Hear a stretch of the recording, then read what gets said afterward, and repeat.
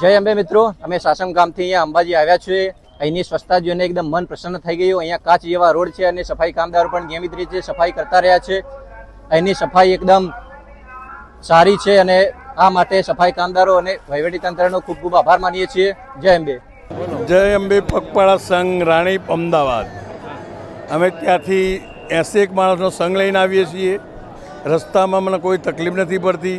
માતાજીની એટલી અટૂટ શ્રદ્ધા હોય છે કે એટલા બધા ફૂલ્લા પડે કે પગમાં કોઈ બી તકલીફ પડે છતાં પણ અમારા ઘણા એવા છોકરાઓ છે કે જેની શ્રદ્ધાના કારણે ચાલતા આવી શકે છે।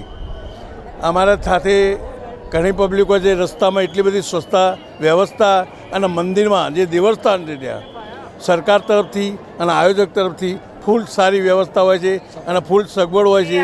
કોઈ જાતની કોઈ પબ્લિકને કોઈ તકલીફ પડતી નથી અને માતાજીના પ્રેમથી દર્શન હરખ સાથે કરી શકીએ છીએ। જય શ્રી અંબે। સૌને જય અંબે। ભાદરવા પૂનમ મહામેળામાં આ 7 દિવસોમાં લાખો માઈ ભક્તો અંબાજી ખાતે દર્શનાર્થે આવતા હોય છે। સ્વાભાવિક રીતે જ્યારે આટલી મોટી સંખ્યામાં ભાવિક ભક્તો આવતા હોય ત્યારે સફાઈ પણ ખૂબ પાયાની અને મહત્ત્વની વસ્તુ બની રહે છે અને સફાઈની બાબત તે પૂરતી ગંભીરતા રાખી રાજ્ય સરકાર, યાત્રાધામ વિકાસ બોર્ડ અને જિલ્લા વહીવટીતંત્રએ પૂરતી તકેદારી રાખી છે। એની થોડી વાત કરું તો અંબાજી અને ગબ્બર જે વિસ્તાર છે એનું યોગ્ય રીતે મોનિટરિંગ થઈ શકે, યોગ્ય રીતે સફાઈ થઈ શકે એ માટે એને 5 જુદા જુદા ઝોનમાં વિતરિત કરવામાં આવેલ છે અને લગભગ 1400થી વધારે લગભગ 1450 જેટલા સફાઈ કર્મીઓ આ માટે કામ ઉપર લાગેલા છે।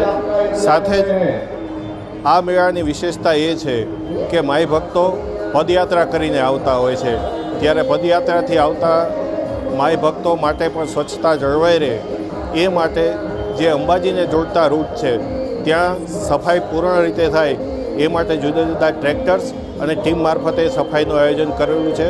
લગભગ 50 જેટલા ટ્રેક્ટર્સ એજન્સી મારફતે અને બીજા ગ્રામ પંચાયતના પણ 30 જેટલા ટ્રેક્ટર એના માણસો સાથે કામ કરી રહ્યા છે। એના સુપરવિઝન માટે ક્લાસ 2 લેવલના અધિકારીઓ પણ ફરજ બજાવી રહ્યા છે અને સંપૂર્ણ રૂટ સ્વચ્છ રહે એ માટેના સતત પ્રયત્નો ચાલુ છે। સૌ માઈ ભક્તોને પણ મારી હૃદયપૂર્વકની વિનંતી છે કે આ સ્વચ્છતા જાળવવામાં ખૂબ ખૂબ સહયોગ કરે। ખાસ કરી પ્લાસ્ટિકનો ઉપયોગ શક્ય હોય તેટલો અટકાવીએ અને જ્યારે ઘણીવાર સેવા માટે સેવાની ભાવનાથી જ્યારે કોઈ કેમ્પમાં આવતા હોય છે ત્યારે એવી વસ્તુ વિતરિત ઓછી કરીએ કે જેનાથી કચરો વધારે થાય આખા રોડ ઉપર અને એ જો એ પ્રકારનું વિતરણ કરવાનું હોય તો આપણે પોતે જ એવી વ્યવસ્થા રાખીએ કે ત્યાંમાં એ કલેક્ટ થઈ શકે। સેવા કેમ્પના જે કચરા વગેરે સોલિડ વેસ્ટ છે એ કલેક્ટ કરવા માટે પણ અમે ટ્રેક્ટરને સૂચના આપી છે કે ટ્રેક્ટર મારફતે એ કચરો કલેક્ટ થશે। ફરી એકવાર સૌને ભાદરવી પૂનમની ખૂબ ખૂબ શુભેચ્છાઓ। જય અંબે।